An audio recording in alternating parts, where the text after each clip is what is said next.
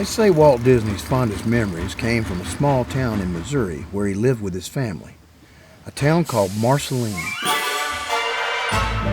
If you ask me now what makes a man, the place where he comes from, religion, his family, and his friends. Indeed, these all must play a role in any camp for some, but for Walt there was just one in the end. Marceline, Marceline, where the best of dreamers dream. Though you've given me your best, I must be headed west. Though I owe so much to you, I must do as dreamers do. My city, my queen, Marceline.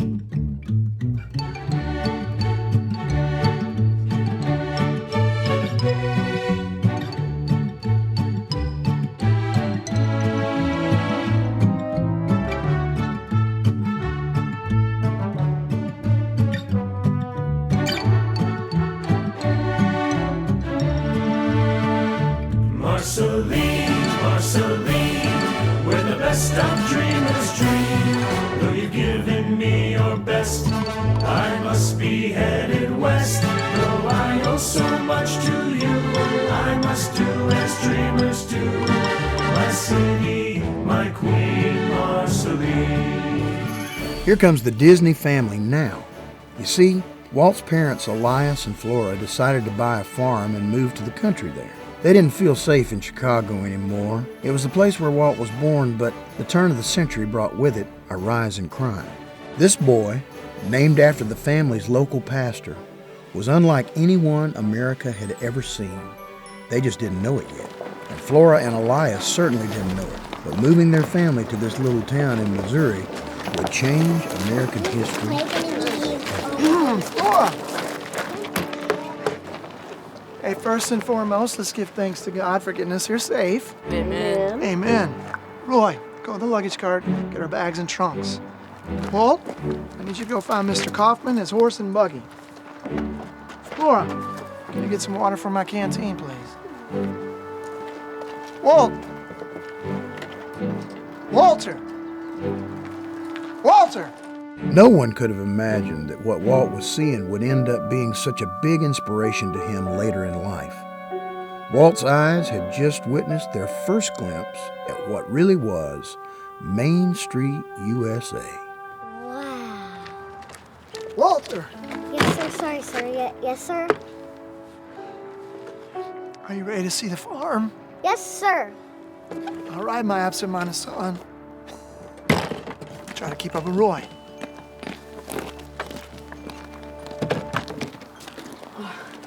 Come on, Walt. There's a man with a wagon here to meet us.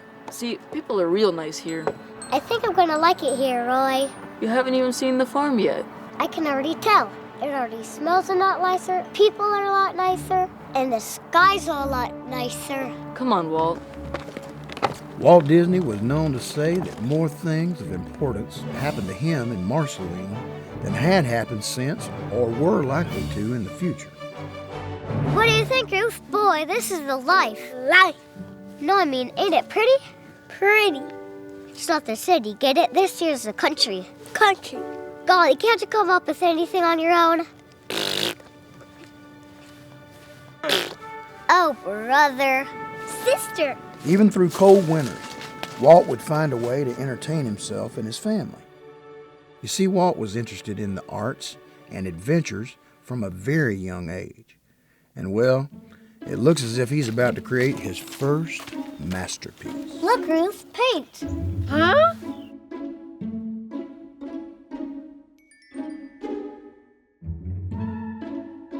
Uh-oh. Don't worry, Ruth. It comes off. It's just paint. All we need now is paintbrushes.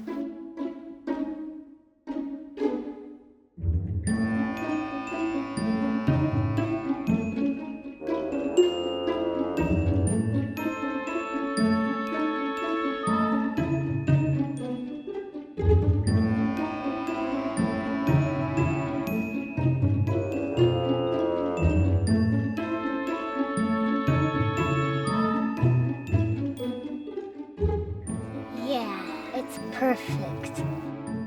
gonna be a painter when I grow up. Yeah.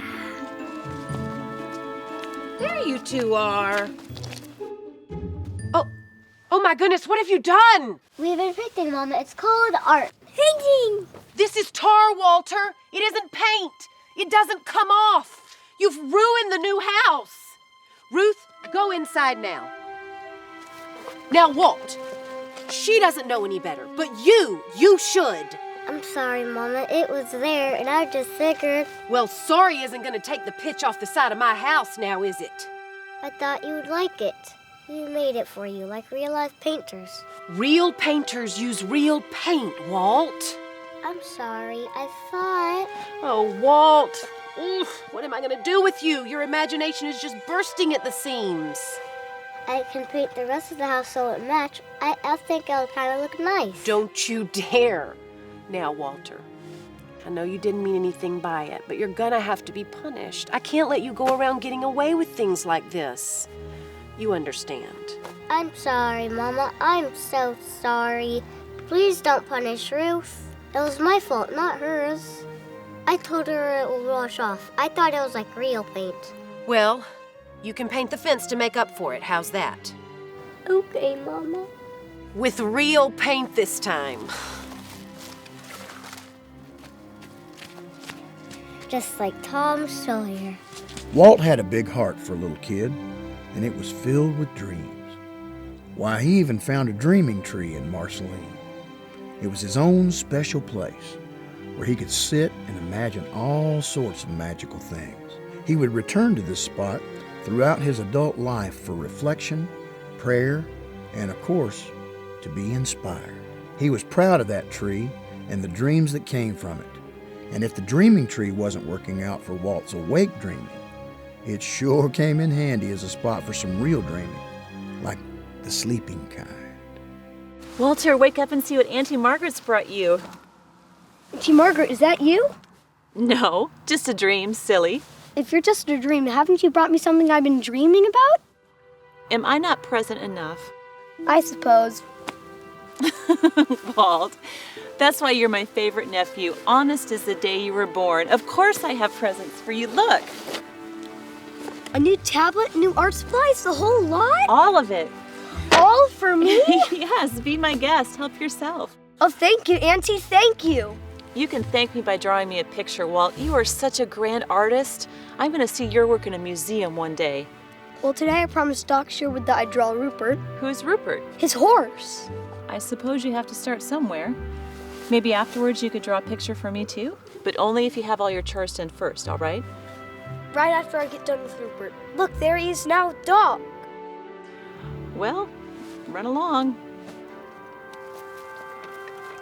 Thank you, Aunt Margaret. Did I just get snubbed for a horse?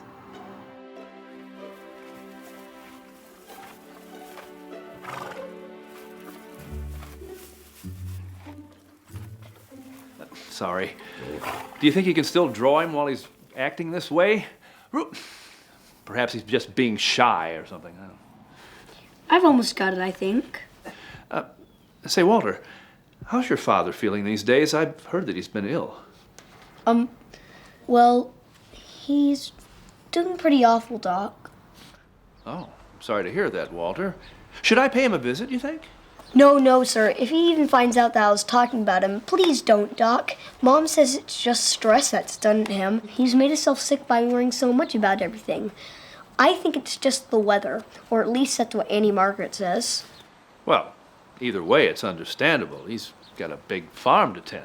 Well, just making ends meet. It seems like he may have to give it up. Oh, no, sir. We all love the farm. Heck, what would Marceline be without Walt Disney, right, Doc? well, it certainly wouldn't be as colorful, but...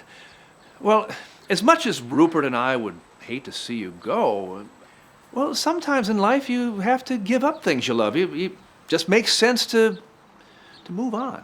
I'm not going anywhere, Doc. This here's my home. Well, home is where the heart is, as they say, Walter. Well, my heart is in Marceline. Well, I know that, Walter. I know, but, well, perhaps you should begin to think about... Excuse me, sir. I hate to be short with you, but I've got other pictures to get to. Here we go.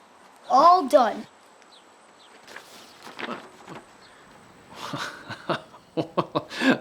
I love it. It's magnificent. What a talented young man you are, Walter. Gee, thanks, Doc. It wasn't easy with Rupert dancing the whole time. It was fun, though, trying to get him on paper. With the way he moved, well, being still would have been too easy. Well, it's exceptional. I'd like to frame it and put it in my house. Really? Yes, really. Oh, now, here's a nickel. Now, I think that's a fair exchange, if you'll agree, of course. Wow, Doc, I would have just given it to you. Never give your art away, Walt. No, talent like this needs to be paid for. Why, I've never seen a patient for free, now have I? No, I guess not. Exactly. So if you're going to be a real artist, you're going to have to charge for your work. To everybody, even my mom? Well, not everyone, but the general public, yeah. Okay, then maybe just my dad. Oh, and Walter, well, if you're going to be a real artist, you're going to have to leave Marceline eventually. I mean, real artists need adventure in their lives. It's inspiration for their work, you see. I guess so. Mm-hmm. You need to see new things, meet new people, new horses even, and fill your mind full of fresh creativity. Why, you need to do that, though, away from Marceline. The artists of today are in New York City, or maybe even France. Well, right now, I'm just happy drawing Rupert. Nah, an artist goes where the wind blows, Walter. I'll think about that, Doc. I better get home for dinner so I can draw Auntie Margaret's picture first. And I'm awful grateful for the nickel, Doc. I'll remember this forever. Thank you. Oh, you're very welcome, Walter. And whenever I look at this picture, I'll think of you. Well, goodbye now, son.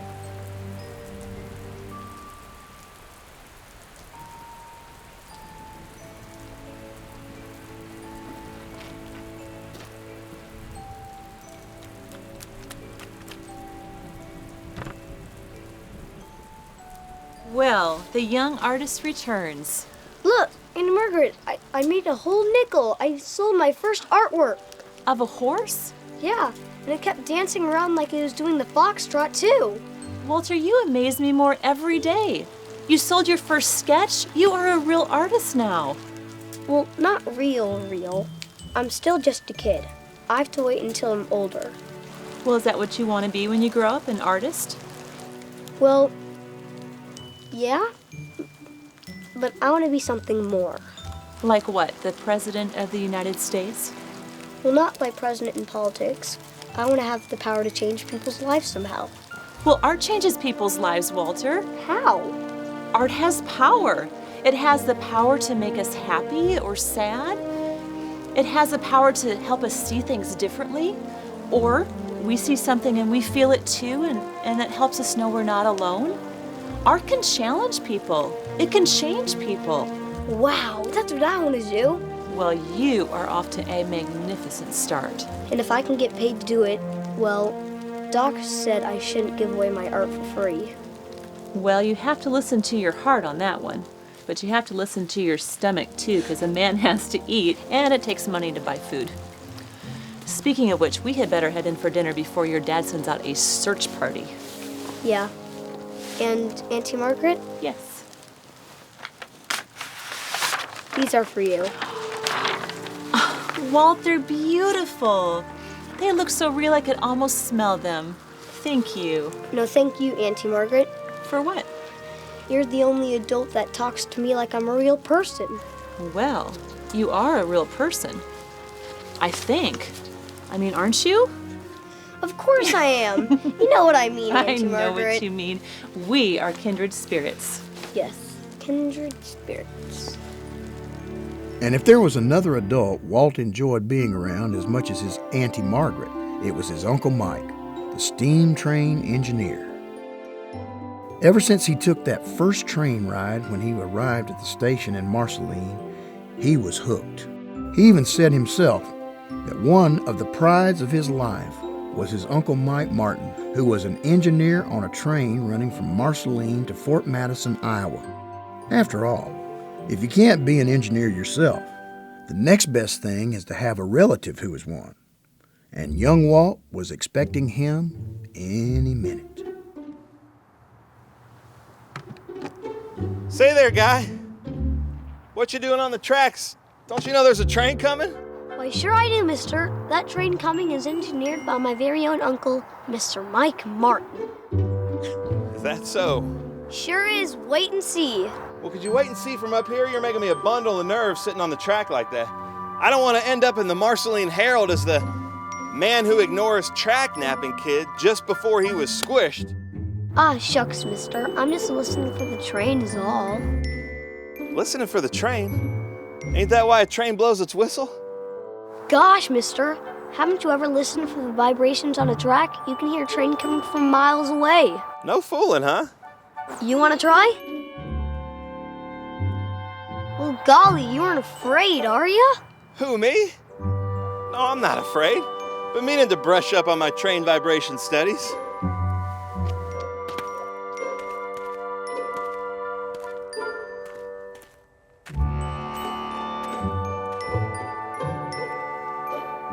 Like this? I don't hear anything. Patience is a virtue.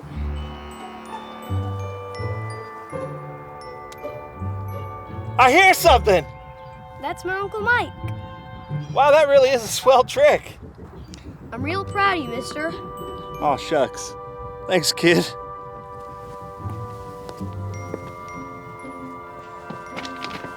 Now I always know if the trains are running on time. Mister? What's that, kid? You might want to skedaddle.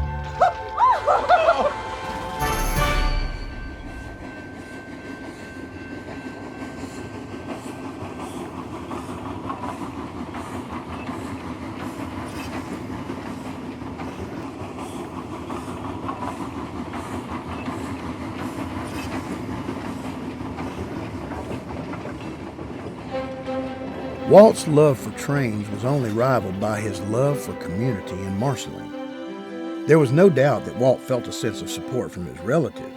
His father, Elias, may not have ever fully understood his son, but he would reluctantly support Walt.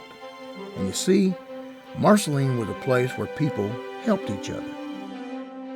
One of Walt's favorite memories of such a time was threshing season. A steam engine would pull a train of wagons throughout the fields, and all the neighbors would gather around to be of service. They were good Christian people, helping one another survive. As Walt would later put it, I believe firmly in the efficacy of religion, in its powerful influence on a person's whole life. It helps immeasurably to meet the storms and stresses of life and keep you attuned to divine inspiration. Without inspiration, we would perish.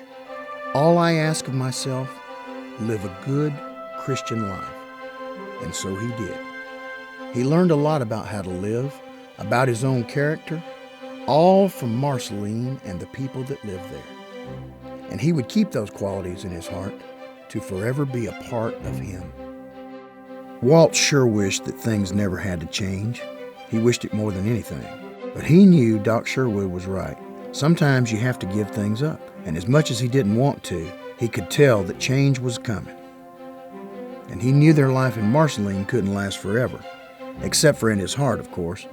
Nobody could ever take that from him. But it wouldn't be long before Flora made the decision to sell the farm and move into town. Now sure, the town wasn't far, but to Walt, it might as well have been a whole world away. Once he got a taste of that country life, boy, he didn't want to give it up. But soon, there wouldn't be a choice. Roy? Yeah? Why do you think Dad's having us polish this stuff now? The farming season's over and it's just gonna get all dusty again, so why? Oh, come on, Walt. You know why. Yeah. I guess I just wanted to hear it from somebody who tell it to me straight. Just as long as we're together, it'll be business as usual. It'll be different, Roy, and you know it. Gosh, I'm only trying to cheer you up, and I meant it. Most of it, anyway. We may not be here on the farm, but we'll still have each other. It's just time to move on is all. But the whole world's ahead of us. It's time to get off this farm. You want to leave Marceline? Doesn't anything make you feel better, Walt? Walter, what's this I hear about you feeling bad? I just don't want... You don't what? He wants to stay. I can't blame him. Boys, I'm sorry, but in this household, We gotta go wherever we can make the better life for ourselves, not wherever we can draw the best barn cat. Now, how's the polishing coming? It'll be a fate worse than death if this isn't ready for the auction tomorrow. Auction? Tomorrow? Yeah, auction. What'd you think, we're gonna pull this stuff behind the wagon? Take it to the new house? It'd look real good now sitting there on the street, now wouldn't it? Oh, Dad, he didn't mean anything by it. Well, you're not the only one losing something here. I've worked hard for this. All of this. We know you did, Dad. Boys, make yourself useful. Go into town, hang these signs up, and I'll work even harder cleaning up the farm equipment. Here, you're finished. Well, we can do both, Dad. No, just get it done. Go into town and get it done. We'll be back.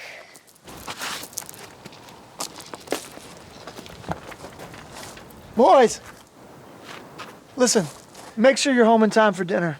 Your mom's making something really nice. It'd be great to be together as a family.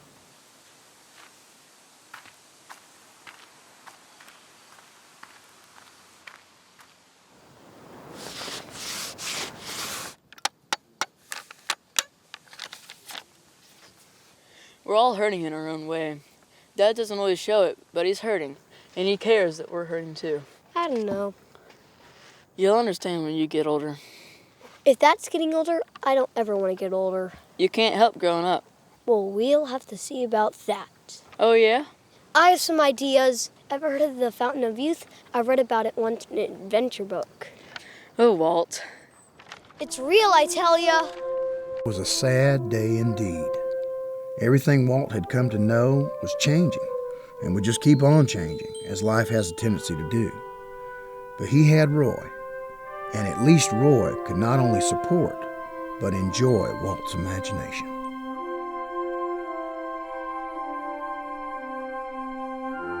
The family moved into a small house in town where Elias could get better while Walt, Roy, and Ruth would finish school. Walt actually enjoyed that house. It was cozy, and the family was always together. That he could get used to. School was probably the only thing that remained the same. Even Marceline was changing. The streets were paved now. There were automobiles, a big old movie theater, and just before the family left, there were real electric streetlights. Walt's small town had become a city within itself. You see, nothing is really immune to change. But in Walt's heart, it was. He would always remember Marceline in his own way. Years later, in a meeting, he spoke of it fondly, saying, "That's what it is, a feeling of freedom with the animals and the characters that live out there. That's what you experience when you go out into the country. You escape the everyday world, the strife and the struggle. You get out where everything is free and beautiful." And so it remained to him. And he held on to that dream, that place where he once lived, that he would never forget, especially when the Disney family left Marceline for good. When Elias was well enough, they were off to Kansas City. Another adventure.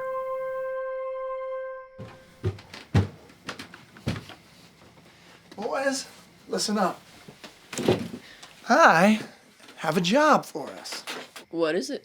Yeah, Dad, what is it? Well, it's a paper route. A paper route? That's a kid's job. It's anybody's job as long as it pays money, Walter. What's it pay? That's more like it, my industrious. On this job, it pays $3 a customer. How many customers? 650. On foot? Yes, on foot. How many blocks? 20 square blocks. Say, Dad, I don't want to gum up the works here or nothing, but I can't carry a third of 650 papers. I don't even know what that is, and I'm sure I can't carry it. Well, that's why I got us carts, Walter. So how much will we get paid? You, Roy, will be making a stipend. Walt here will be making an allowance. And I'll be investing Walter's allowance for him. Say, what do you mean investment? That's not money. It's better than money for you, Walt. Trust me. Well, that's an interesting idea, Dad, but I'd rather take the money instead, please. Walter. Well, I'm sure you would, Walter, but that's not going to happen. You will listen to what I'm going to say. I will be investing the money. I don't need you wasting all this money on frivolous things like toys and candy and art supplies. But... No buts. Listen, we start at 3:30 in the morning. But I have school. Well, then you better get up in time to get your paper route finished before school starts or you're going to go hungry. But No more buts. Lights out. 3:30 in the morning. 3:30. Gosh, if it wasn't bad enough that he's making me work with no pay, to add to insult and injury, he compared my art supplies to candies and toys. Oh, come on. You'd probably use your money to buy more shares of the Ozell Company. Heck, maybe he'll run the place one day, then you can work from there. But I don't care about none of that stuff. I want to be an artist. See, I've been drawing all my life. What are you laughing at? You say like you're 1,000 years old. I got as much of a chance as anybody. Let's just try out this paper out thing, okay? It doesn't mean you have to stop drawing. Okay. And I can always buy you candies and toys with my money. I don't want you going all the way to the store on my account, Roy. Why don't you just go ahead and give me the money? Good night, Walt. Good night. And Roy, thanks. Don't mention it.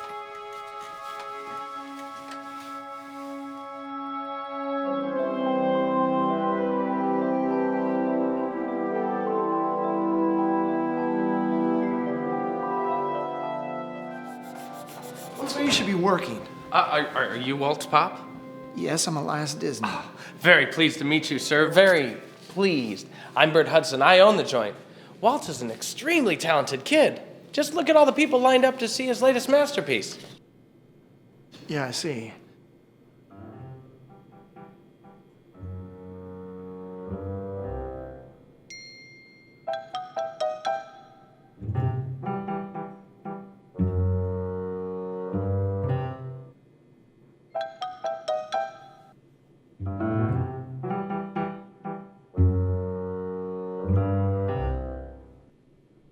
It's a slow day.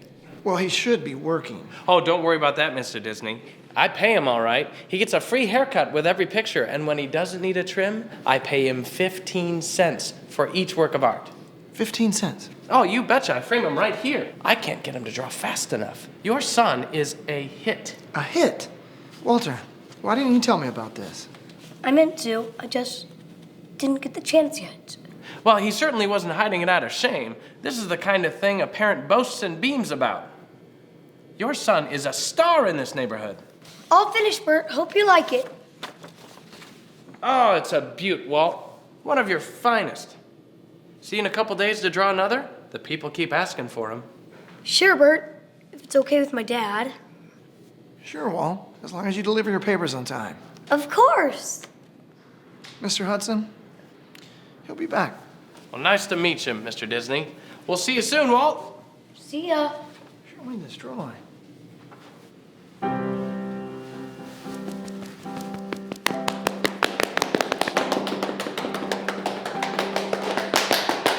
Cis mannequin, Master Disney. Indeed, Walter, what he said. Hey, what did you say? I have no idea. I just felt that young Master Disney deserved a compliment in a different language. I have no idea what language that was. Thanks, Oscar. Thanks, Jen. Walter, did you just call this man Jen? No, not Jen. Perhaps you heard young Walter say Jim. Or Tim. Or Tom. Although Jen would be best. I think so, but only if it was the tiniest drop in a tall glass of tonic water being sipped in front of a super Bella. Fragile, mystic, especially all ferocious. Walt Disney. Illustration. Exactly, nothing better. See, young Master Disney, your work is unfit for plain old words. Someday, people will stare at your work and just not have words. So they'll invent them, or you will, because you're that good. Walter, please don't encourage him. Oh, we don't need any encouragement. We've got enough motivational oomph. Yes, we've got enough motivational oomph of our own, just like Walt here. Motivational oomph. I like the sound of that. See, just being around you makes people more oompful. Okay, excuse us, guys. We have to go. Don't you have something else to do? Why ruin a momentous time? I'm sorry, sir. I don't think you understand. We've known young Master Disney since the beginning. I don't think you understand. I am young Master Walt's father, and I need to speak with him by myself, if you don't mind.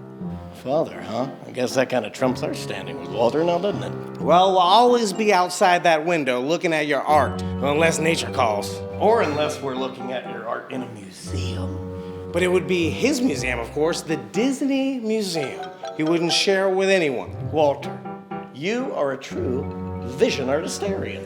Au revoir, young Master Disney. Here, I made a drawing for you.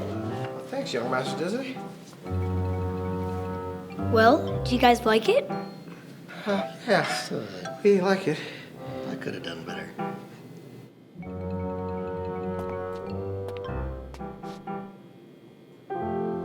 Those guys are pretty funny, huh? Listen, Will. You don't need to be spending time with folks like that. You need to be focused on your work and your talent.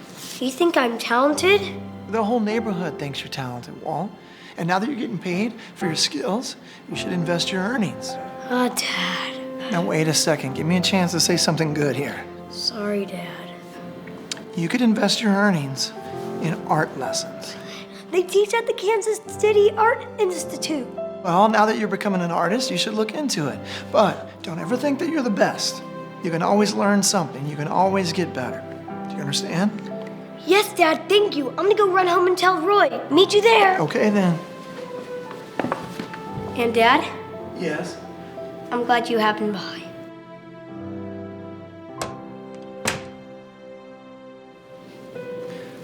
Me too, son. Me too. Roy! Where are you? Roy! I got ideas, Roy! Roy! I got an idea. Not again. No, look at this. All right. It looks nice. It's Electric Park. It has games, it has rides, it has everything. So what's the idea? We open up our own electric park. Okay? Forget about going to Chicago with Mom and Dad. Actually, Walt, I've been meaning to talk to you about something. No. Look. This place is pretty great, you know. It has stage shows, log rides, a lot of lights, but it's missing something. It's missing something. It's missing imagination. It's missing us. I drew it all out right here.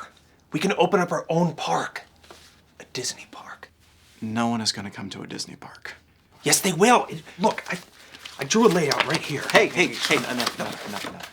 Let me speak. This is important. Well, this sounds serious. I'm sure it is. I'm going to be leaving in a few weeks. What do you mean? Where are you going? I joined the Navy.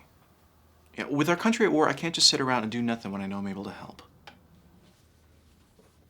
What about me? This is for you. This is for you and every other American in this country. I mean, I'm doing this so that you can continue to live a safe and free life. Don't you get it? No, I don't get it. I need you here, Roy. What am I going to do without you? Come on, Walt. Look at you. You're doing great. You're getting paid to draw. You're taking art classes. You're a swell kid, all on your own. You don't need me. Yeah, I do, Roy. Yeah, I do need you. You're my family. And I will still be your family no matter where I am. I'm your brother whether I'm sitting next to you or on the other side of the world. Hey, let me put it to you this way. I need an adventure. A real adventure, the kind you read about in history books. You know, the kind that takes you to different parts of the world to see different people, different places. And this is a once-in-a-lifetime opportunity for me to have that adventure. I need you to understand that. Yeah, I get it. I mean, I get that you're the bravest person I know. You're the best brother a guy could ask for. And you're the only person around here that understands me and supports me. I understand, and pretty soon you'll be able to take your own adventures. And, you know, right now, maybe for you, that's Chicago. Roy, I don't know. Hey, what if I go with you? You will be with me. I'll be thinking of you the whole time. No, Roy, I'll find a way. Okay, I love this country just as much as anybody else. All right, and if you look up close in my eye, you'll see an American flag waving. And up my spine is growing red, white, and blue. All right, I'll find a way, Roy. I'll find a way. Whatever you say. So tell me about this Disney park. It's just an idea. But now, together we're going on a real adventure. The Disney boys are going out to war. Things didn't move quite as fast as Walt had hoped, and he found himself living in Chicago with Elias and Flora. Chicago was bittersweet for Walt. He got a job as a cartoonist for his school newspaper. He even had a girlfriend. But nothing could make him forget that Roy was gone. He missed his brother. and he was going to find a way to join him. Sometimes in your heart, you just know it's the right thing to do. He'd follow in Roy's footsteps and be as brave as he could. He'd make his brother proud. So Walt figured he'd go ahead and fight for our country. He was going to enlist to fight in World War I, just like Roy did. Next!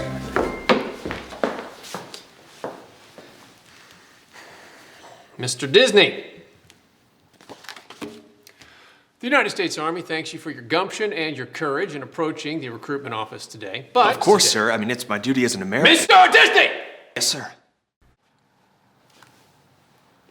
At ease, Mr. Disney.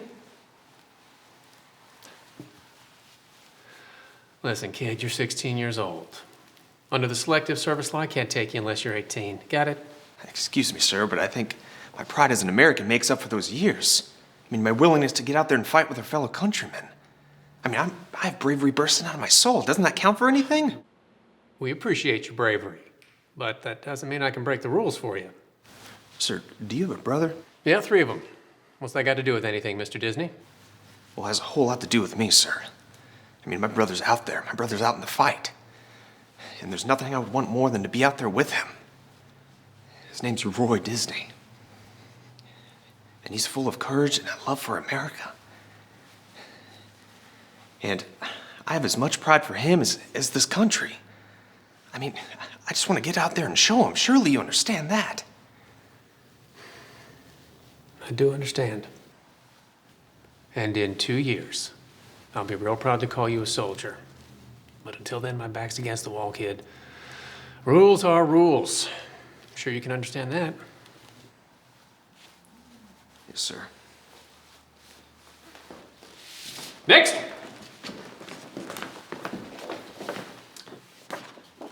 Mr. Johnston. You gonna shave? Now, Walt Disney never took no for an answer. There was this new agency called the Red Cross that helped people. And they were fixing to send some men abroad to help out with the war. And wouldn't you know it? Well, you only had to be 17 years old. Sure, Walt was only 16, but he figured he could squeak by with a little bit of his artistic talent. But when Flora and Elias caught wind of it, well, they were none too happy. How could you do this, Walt? You were just going to sneak off and not tell us anything? You don't have respect enough for your mother and I to tell us your plans. I didn't think you'd let me go. It's for our country. It's like what Roy's doing. And you wanted to march off without even saying goodbye, Walt? March off to death? Did you know that, Walt? You could die out there. I can't believe you were just going to march off and die and not tell your mother and I anything, not even a letter. I'm sorry. It's... all I'm thinking about is Roy and being brave like him. Well, you're not Roy. Roy can take care of himself out there. Roy has respected my plans for this family all along. He has proven himself to me, Walt. You will never be Roy. You're a different son. You're the dreamer. And Walt, dreamers, they don't fight. I won't have it. I don't want to fight. I want to help. And if you just sign this paper, I can be a member of the Red Cross. I can be a part of the relief effort. Look, I want to aid our country and protect our liberties as Americans. Don't you understand that? No, I don't. I do. Excuse me? If we don't sign, he'll just find some other way to go and sneak off. At least this way we can say goodbye to him and have a proper send-off. His mind is set. I will not sign. Elias, please, be rational. Flora, you can do whatever you want. I will not sign my son's death warrant.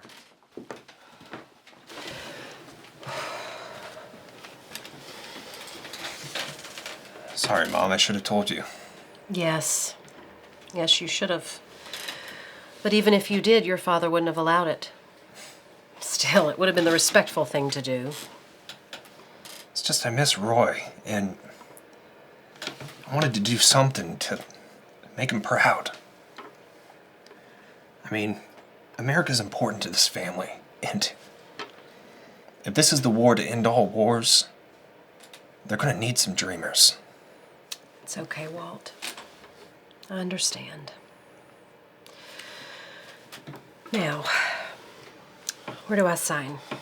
Welcome to the American Red Cross training facility. You gentlemen are what we like to call the ambulance corps. Preparing for war is an understatement. There are so many disturbing and grotesque things that you will see on the field that you will probably want to run away like girls, but you can't. You have taken a vow to be a part of this corps. You will have to stand your ground in the field and be men. As they say, war is hell. So welcome to hell. Your trucks, your vehicles, will be hosts to thousands of lives, and many of which will be lost depending on your driving abilities. And let's just hope and pray that your host doesn't become a ghost host. Welcome to the American Red Cross. Prepare for blood and the French. Now, Walt had won the battle, but he hadn't won the war. The United States did that without him. But Walt got shipped off to France to be part of the ambulance corps anyway. There were still relief efforts that needed to be taken care of, and it was now his duty to go ahead and take care of them. Now, Walt got to see all sorts of things in France. It was a whole new sort of experience for him. Here he'd never left the Midwest, and now he was traveling around an awful lot. This small-town boy was quickly turning into a man. Time seemed to move slower in France, and it was at this point where Walt was introduced to cigarettes. However, just like when he was a boy under the dreaming tree, he found comfort in art. And just like before, it was on an unlikely canvas.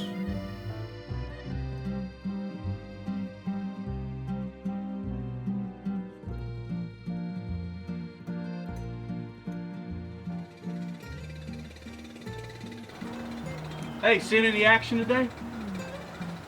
Nope, not today.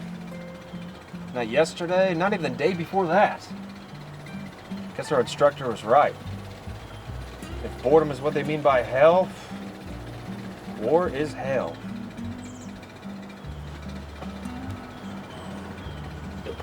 Hey fella, those are some pretty unique funnies you got out there. Thanks. But when they're in the paper, they're called funnies. When they're that big, it's called art. Wow, art. Do you mind if I show my buddy? Never minded a bit of publicity in my life. Sure. Hey Ray, come here, check this out. They call this art. That's nothing. I know a guy back on the East Coast who can draw just as good as that. He's dating my sister. Well, he ain't here, is he? No, but... Oh, but nothing. What'd you say your name was again? I didn't, but it's Disney. Walt Disney.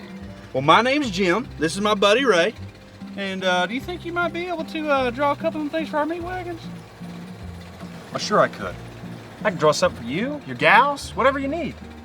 For a nominal fee, of course. How about a pack of smokes? Make it a carton and I'll draw both your Model Ts. Sold. Jim, let's bring him around.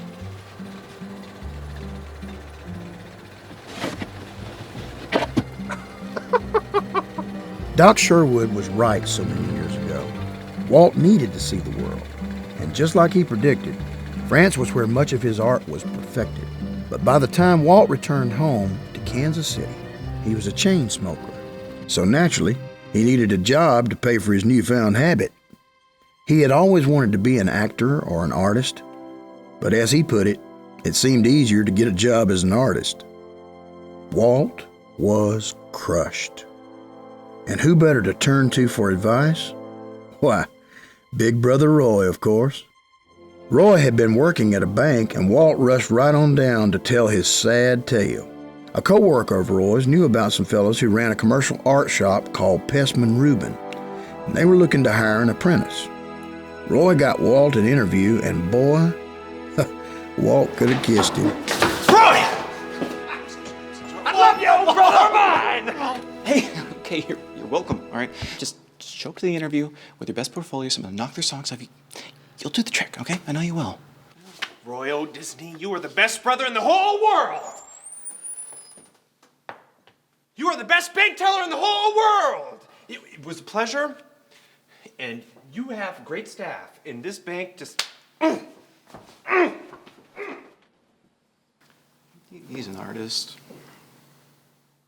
But not only did Walt land the gig at Pestman Rubin, but at a whopping $50 a month. He always went after his own dreams, the dreams he'd had ever since his Auntie Margaret had given him his first art supplies, and she was just the woman Walt wanted to tell about it.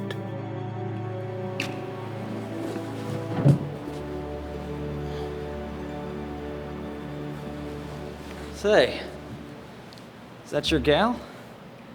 She sure is a looker. No, she's not my gal. It's my auntie. And yes, she is beautiful, and you should learn to be more polite. I'm sorry, I didn't mean nothing by it. I was just...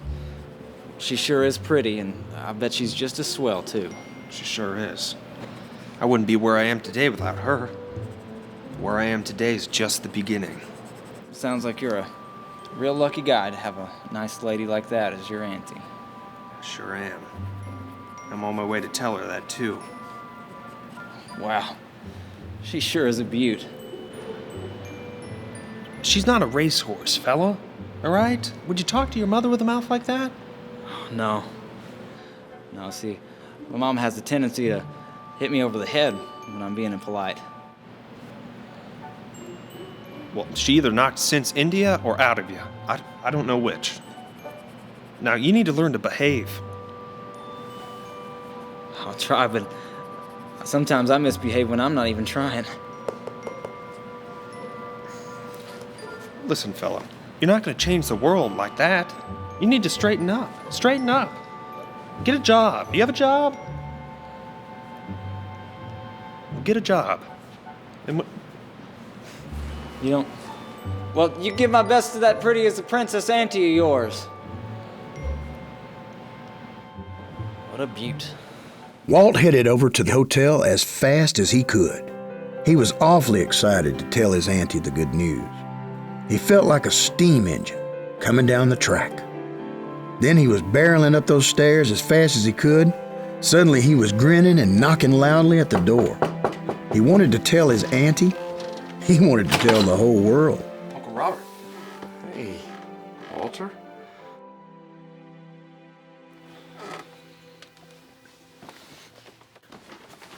Auntie, you're never going to believe it. They're paying me to draw pictures. I got a job at Pestman Rubin. They're paying me $50 a month.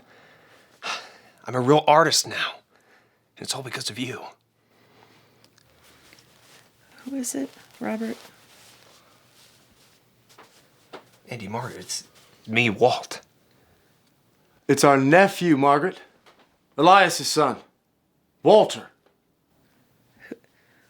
Who is it? I don't understand. Auntie Margaret, it's your favorite nephew. It's Walt.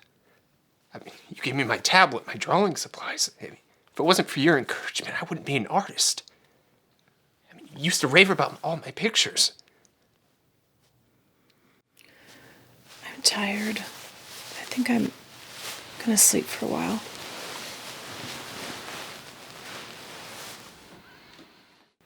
I'm sorry, Walt. Margaret isn't feeling well. Perhaps you should come back another day. I don't understand. Auntie Margaret, it's me, Walter. Your kindred spirit. The artist. Walt, please. Come here. Margaret is really sick now. The doctor says that she's fighting off pneumonia. Now, she's been getting forgetful lately. Please, don't take it personally. Surely she would remember me if I could just talk to her for Walt, 1 minute. I'm really sorry. Truly, I am. But I'm going to have to ask you to leave. Margaret needs a rest. You understand.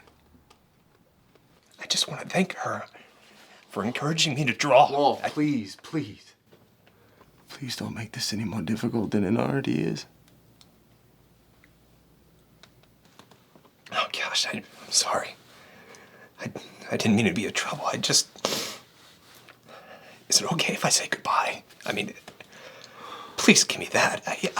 I'll be quick. I just want to say goodbye. Sure, Walt. Go ahead.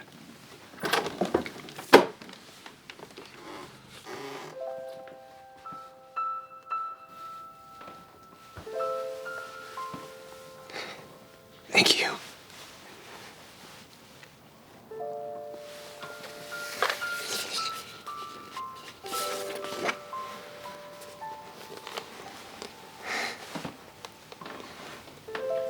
Hope she gets better.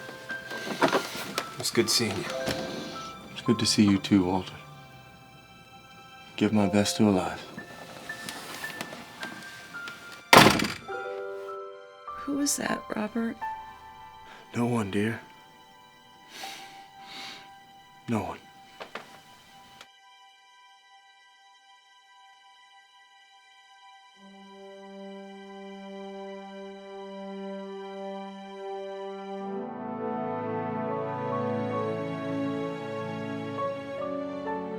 The next few months were tough on Walt. His auntie passed away from pneumonia. He never really got to convey to her just how grateful he was. He never got to feel her old enthusiasm about his talent, the enthusiasm that gave him the confidence to pursue his dreams in the first place. And he lost his job at Pessman Rubin due to downsizing. Things were looking pretty bleak for Walt, but he didn't lose faith. He knew he had a God-given talent, and it was meant for something special. Elias was right. He was the dreamer, and dreamers never quit. Hey, Walt, it's me, the donut-eating champion of Pessman Rubin. Ub Iwerks. Shuffleboard Coke, Captain. Oh, buddy, old pal. Come to offer me my job back? I gotta say, I got a lot of prospects on the horizon. No, I got kicked out on my rear too. That's why I came by. Thought maybe you had something, anything. I gotta support my mother, and she's not the most gentle mother, if you know what I mean. So I didn't know if you had something. I'm desperate, Walt. Desperate, I tell ya. I didn't know if maybe with your connections with your brother Roy, if you had something. Anything. To be honest, Hub, I don't have much going on myself. Come on, Walt. If anybody can think of something, it's you. You're a thinker. I've got your number. You've got one of the greatest minds in all the world. If you just put your mind to it, you'll think of something. All right, calm down. You're gonna wake the neighbors. It's daylight, Walt. Some of them take naps, but I can't think with you being a big bundle of nerves. Now give me a second to think about it. Right. Sorry. If I just let you think, then we can come up with something. Think. A minute. All right, a minute. Right.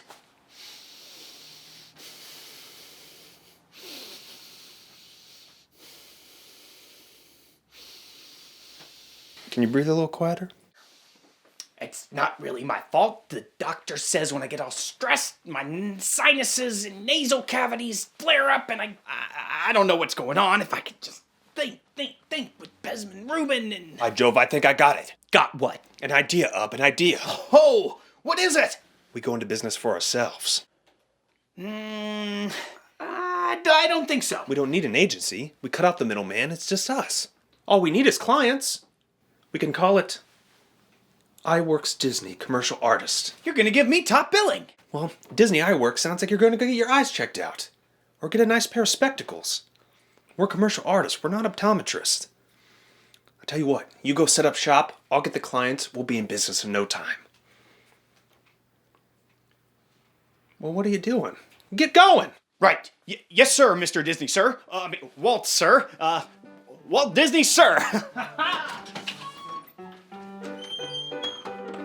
Now, Walt and Ub weren't doing too bad at all.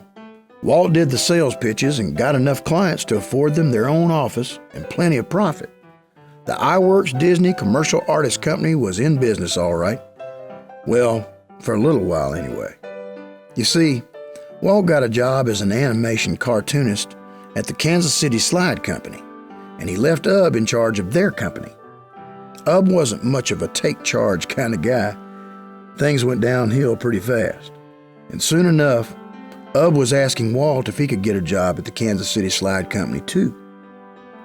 So that was the end of the iWorks Disney Commercial Artist Company and the beginning of learning a new kind of drawing, animation.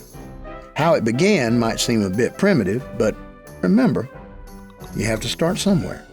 So first, an animator draws a picture. Then they cut out whatever parts are going to move. And they tack those movable pieces onto a board with a little pin. Snap a picture, move the piece a tiny bit, pin it again, snap a picture, move the piece again. Well, you get the picture. Now this is how they ran the animation department where Walt worked at the Kansas City Slide Company. But he'd heard of a new kind of animation, cell animation. It was a whole lot more creative, a whole lot more inventive, a whole lot more Walt Disney. Wow, like we done with the place. Roy, I'm gonna make magic in here. I borrowed this camera from Mr. Cogger, and I'm gonna be making cell animation. It's the hottest thing out in New York right now. It's gonna revolutionize the way animated films are made. Well, it's not what Elias had in mind when he built this garage, but I'm sure he'd be impressed to see him making moving pictures in here. Yeah. I'm onto something big here, Roy. I can feel it. It's so modern and exciting. And I'm good at it, Roy. I'm good at it. No, you're good at it. You're good at anything you put your mind to, but can you make something out of this? I mean, if you can make some money at this, some real money, you should open a business. Roy, old brother of mine, you're talking to somebody who's already procured himself an interview with the king of Kansas City showbiz.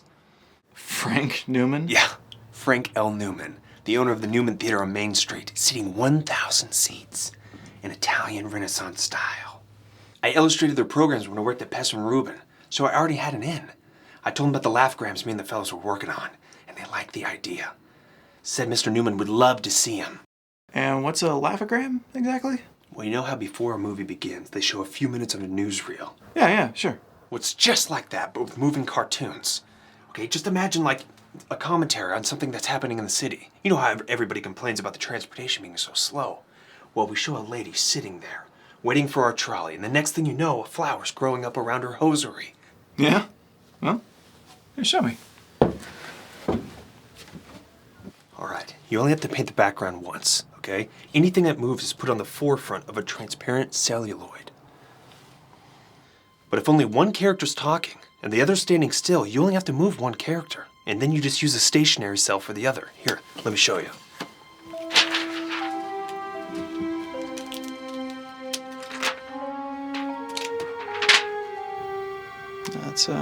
That's really something. I think I'm gonna be in business again.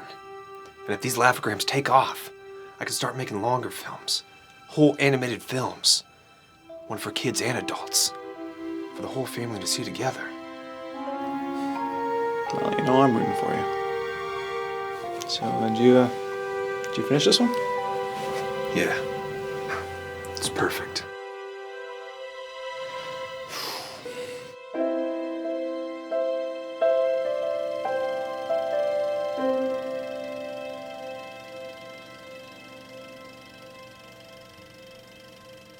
Now, these are the bee's knees, Mr. Disney. I mean it.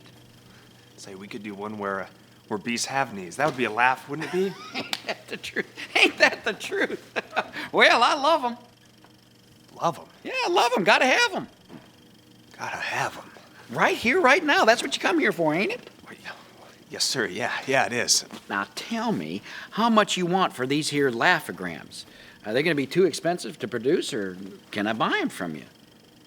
Oh, gosh, Are you telling me that you came to a business meeting and you don't have a sales pitch? What is this, your first time around the block, kid?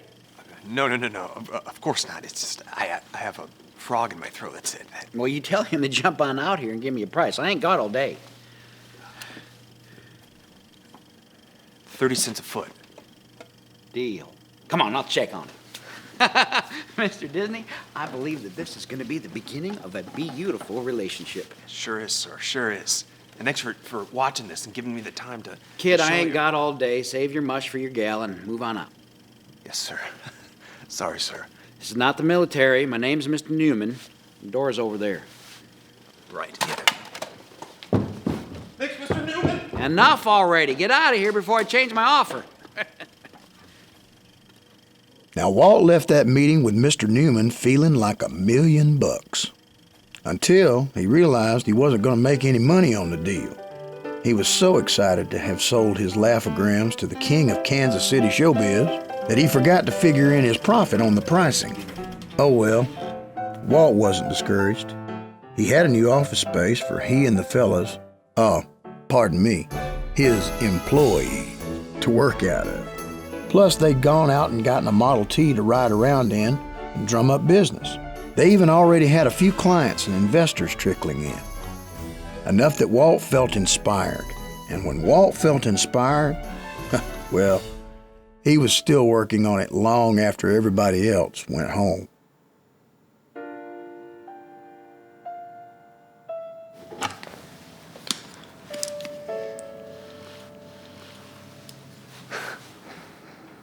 Why, hello there.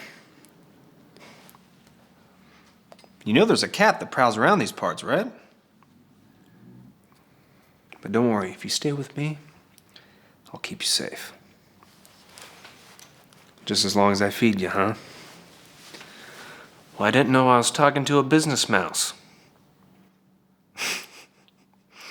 Well, I'm happy to have the company. You know, since we're newly acquainted friends, I should probably tell you, I'm gonna change the world. And it all starts right here. I know a lot of people say that, but, you know, I'm gonna do it. I'm gonna do it. Go ahead and finish that. I got work to do.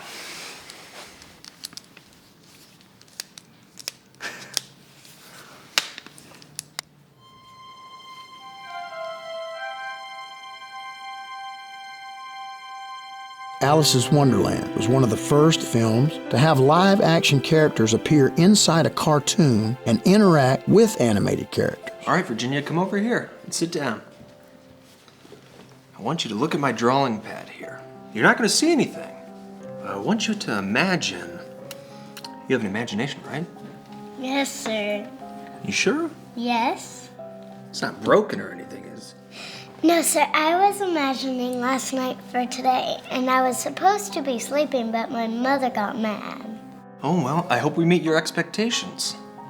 So, Virginia, for this scene, I want you to look at my drawing pad and imagine that there's a doghouse, okay?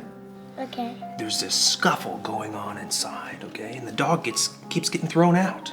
By who? Well, at the end, you find out that there's a cat living inside. That's silly. Well, then you don't have to imagine anything at all. Just remember what I told you and about how silly it is. And just think about how it makes you laugh, and then just laugh, okay? Okay. Hold on, Virginia. Fred, can you answer that, please? He's got it, Walt. Can you tell him to hang it up and leave it off the hook so we don't get any more interruptions? Sure thing, Walt. Hey, can I talk to you for a minute, Walt? Sorry, Virginia. Hey, you want to see my pet mouse? Yes. Hey, up. Show her the mouse.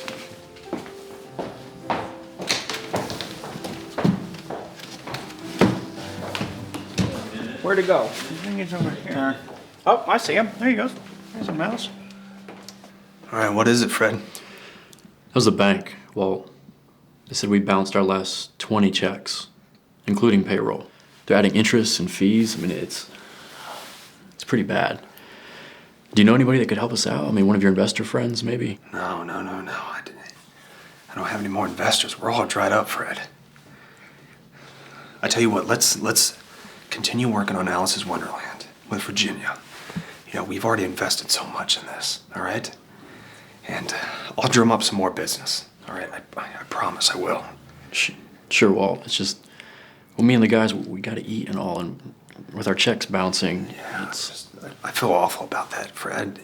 To you and the guys, you know, just let's take a break and order some lunch from the diner downstairs, all right?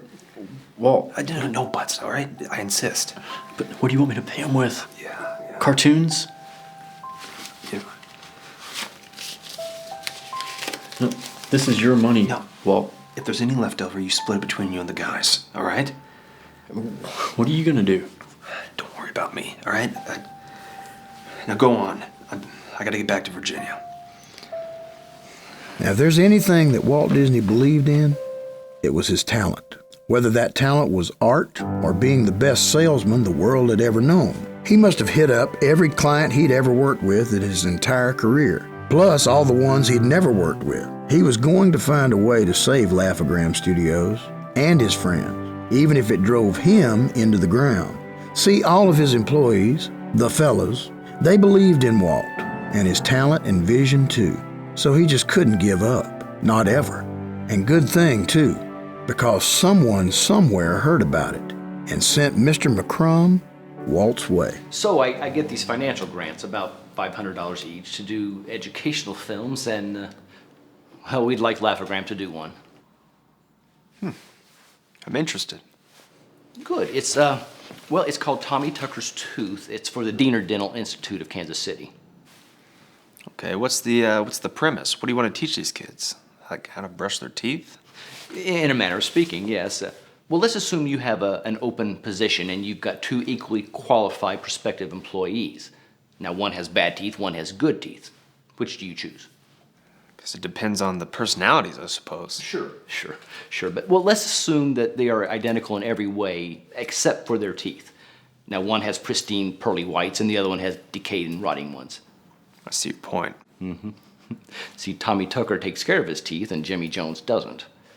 We hope to teach the children the importance of dental hygiene.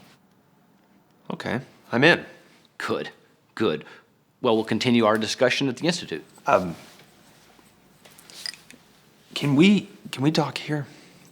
Mr. Disney, I've assembled a team at the Institute. I think you'll find it helpful to gather the information you need there and sign the paperwork. Boy, this is embarrassing. Is there a problem, Mr. Disney? You can call me Walt. It's just these are hard times, Mr. McCrum, and that they are, Walt. That they are. Well, it's just I have one pair of shoes, you see, and they're at the cobbler right now, and I don't have the $1.50 to get them back. Not a problem at all, Walt. Well, as a matter of fact, I live just down the street from the cobbler. How about this? I'll drop you off, retrieve your shoes, and then I'll pick you up for the meeting. Gosh, Mr. McCrum, I'll pay you back, I promise. I mean, you can take it out of my salary for the project. Not a problem at all, Walt. Let's consider it one good Christian helping another. That's awful nice of you, Mr. McCrum. It's awful nice. Well, shall we? Walt was thrilled to have a job of any kind, and this one went really well. He liked working with the children involved in Tommy Tucker's Tooth. Sure, the pay wasn't great, but it seemed like a great payoff anyway, on account of it was educational, and it would help children to take care of their teeth. Walt felt like he had done something good, but nobody had been paid in a long while now. So Walt doled out the cash to everyone but himself again, figuring what goes around comes around. Hoping that something good would come back to him, he had faith that God would provide, but he kind of wanted to eat too. Times were tough at Laugh-O-Gram. Clients were scarce, bills were mounting, but Walt tried pressing on. He'd been borrowing money here and there, trying other ways to make a buck, even advertising to take baby pictures and even pet pictures.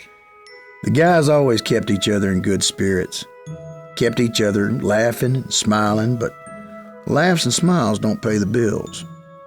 Soon the collectors, well, they came knocking, and a knocking, and a knocking. Yes, I was here yesterday, and the day before that, and the day before that, etc., etc., etc. Oh yeah, I remember you. Didn't you eat the last jelly donut? No, I most certainly did not. I'm looking for a Mr. Dinsey. Dinsey? No Dinsey around these parts. Next door, maybe. Did you try Kansas City Kansas? I know very well Mr. Dinsley signed papers to incorporate this Laughogram Studios. He hasn't paid his creditors, and he needs to take care of that right away. Right away, I tell you. So tell me, what would happen to this poor old Mr. Dinsley if he didn't take care of such matters? Well, it would be very bad. Very bad indeed. Yeah, well, if it means a visit by you every day, I would have to agree. This is no laughing matter, sir. But you admit he signed paperwork for Laughogram Studios. Oh, now you're just trying to ruffle my feathers, aren't you? Listen, Mr. That's none of your business, sir. Right, well, I bet Mr. Dinsley, just like the rest of us post-war workers, is probably a little bit down on his luck right now. So chin up, and I'm sure he'll pay his bills in no time. No time at all. And might I get your name, sir? Well, it's sure not Mr. Dinsley. And I surely hope that we don't ever meet again. Oh, you'll see me tomorrow. What a perfect way to spend my day. Say, Walt, do we have any of those jelly donuts left? What? Did Ubi eat them again? So you are, in fact, Mr. Dinsley. No. Mr. Disney. If you're gonna say it right. The Laughogram studio business was going downhill fast. Walt did everything he could to save it. Things looked dismal. Walt just couldn't seem to turn things around. But it sure wasn't for lack of trying. It's just that tunes, before movies, only made up about 2% of the theater business. That finished Mr. Newman's dealings with Walt. But the roughest thing to face wasn't the possibility of losing Laughogram Studios. It was the possibility of losing his brother. Walt, I'll see you. Yeah. I was hoping I wouldn't wake you. I just got back from work. Just getting back. You need to take better care of yourself. Listen to you. Looking after me even when you're doing terrible. I'll admit, seen better days. Come on in. Need to talk to you for a minute.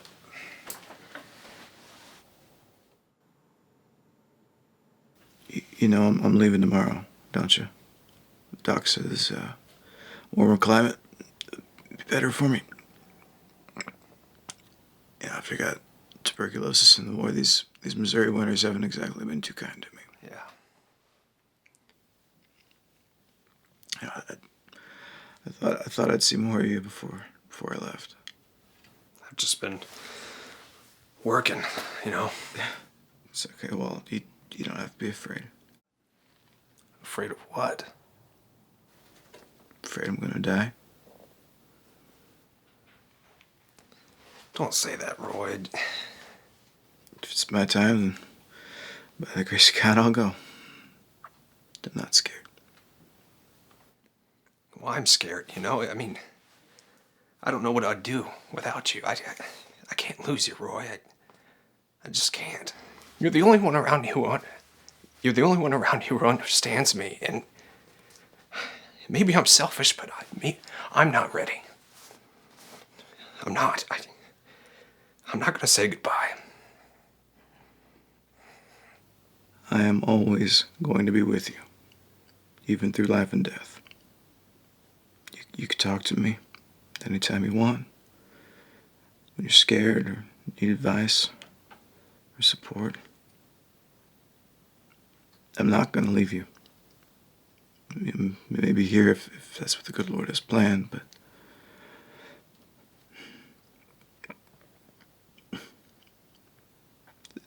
it's never goodbye. Not really.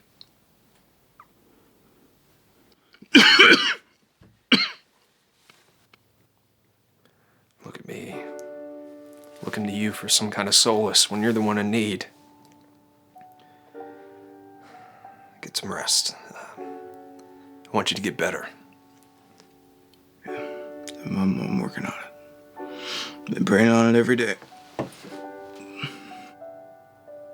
Me too. Good night, Roy. Good night.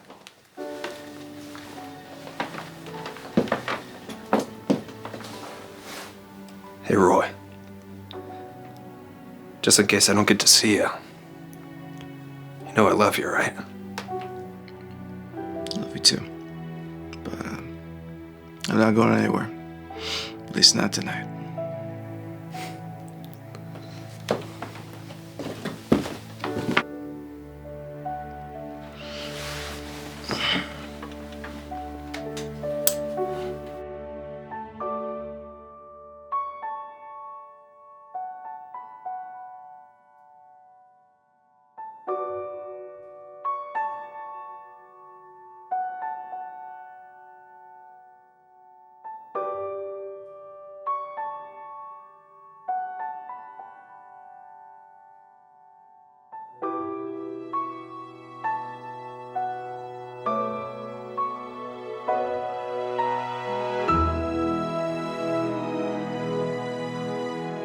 After Roy left for a warmer climate, the rest of the family followed suit. Walt had never known a time when he hadn't been surrounded by family, but for the first time in his life, he felt entirely alone. He felt lost. Just when he needed the support of his family the most, they had all left. It was the saddest time in his life. Walt was always the innovator, and Ub the artist. Maybe that's why he never gave up. He just couldn't. His mind never ran out of ideas. But he did run out of money. Walt, you okay? Oh, hey, up. Yeah. Just working on the Alice film. You want to help? Wish I could, Walt. I've got a job. I just came by on my lunch break and thought I could tell you in person. I'm resigning. I'm really sorry, Walt, but I need the money. You understand, don't you? It's okay. I understand. You're living here, Walt? Sleeping here, yeah. Spend most of my time here anyway. Is anybody else working here? No, just me. And, my friend here.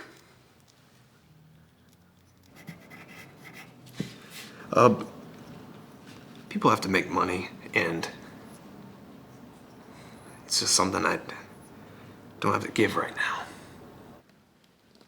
What are you living on, Walt? Not much. Not much up. How's Roy doing? Has he gotten any better? Yeah, he's getting better. Well enough to badger me about how to run things around here. He thinks I should file for bankruptcy and move out to California. Animation's bigger out there and says there's a real market for it. But I made a commitment with the Alice film, and I think I'm gonna try to finish it. I think you should listen to your brother, Walt. Hey, I've got to get back. What's that for? I just want you to have something to eat.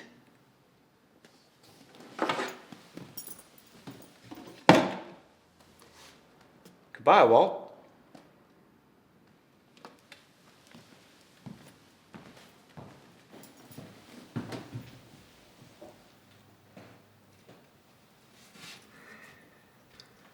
Goodbye, Up.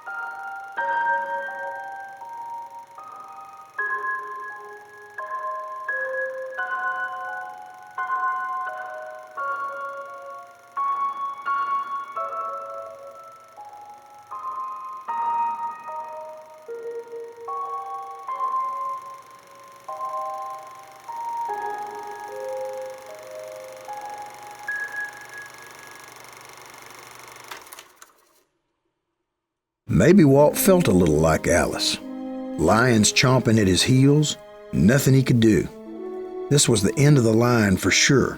He had filed for bankruptcy. He pawned his camera so he could buy a train ticket to California to be with Roy, to start again. In a lot of ways, he felt like he was jumping off a cliff to avoid the ferocious lions waiting to eat him up.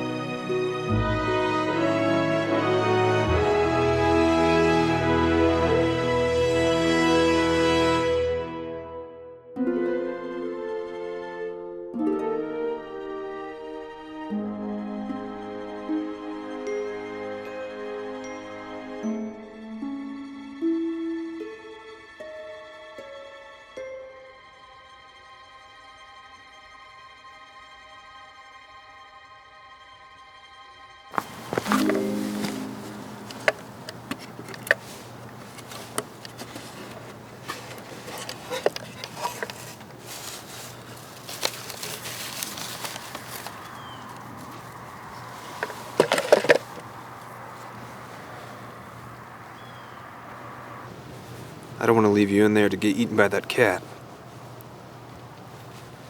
You'll have a better chance out here. You'll see. It's like my friend Doc Sherwood said when I was a kid. Sometimes you gotta give up on the things that you love.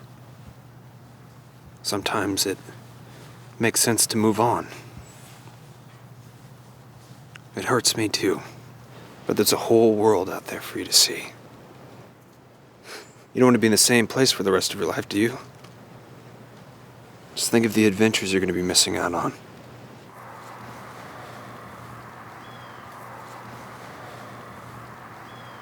It's time to go for the both of us. Goodbye, little fella.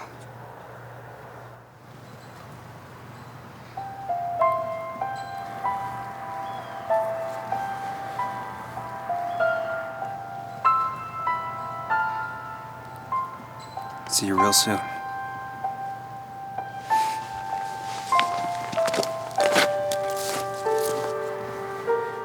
No matter how bleak things seemed, Walt Disney never gave up. Not once. Failure upon failure, he still believed in himself, in his talents, the faith in his soul that he could achieve anything if he just put his mind to it. After all he'd been through, he still went on towards life's next adventure, and thank goodness he did. He went on to become someone so special, so innovative, so remarkable. Walt Disney went on to become a pioneer in the art of entertainment, spreading joy throughout the world, creating magnificent dreams in the minds of children everywhere, filling hearts with happiness, while without this man, the world would have a lot less smiles. You see, dreamers never quit. Dreamers do.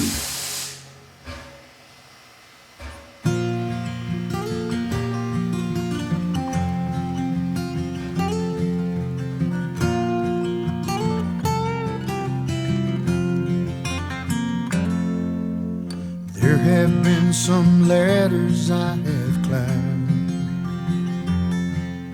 to try to reach a dream I've had in mind. As I scaled them rung by rung through the songs that I've sung, I've tried to bring some happiness to you, 'cause that's what dreamers do. The struggles that I've had along the way have only made me stronger day by day. And even though it wasn't easy, Never doubted I'd pull through, 'cause that's what dreamers do. A dream can be like thunder from the clouds. It echoes through the canyons, strong and loud. And it can chase away a dark sky when a ray of hope shines through. So in a dreamer's eyes, the gray skies are always blue. That's what dreamers do. Whoa, that's what dreamers do. I'd forever journey time and space. Simply put a smile upon your face. And even if it took a lifetime just to make that wish come true, that's what dreams do. A dream can be like thunder from the clouds.